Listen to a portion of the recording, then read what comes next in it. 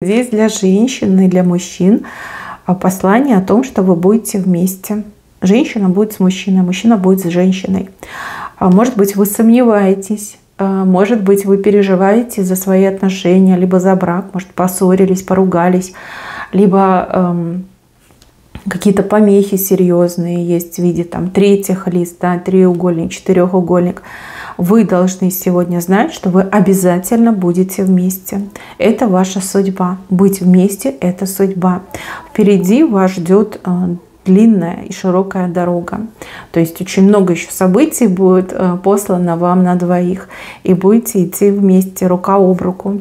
И кто бы там ни сопротивлялся, не мешал, либо как бы сейчас не выглядела обстановка между вами, вы все равно будете вместе.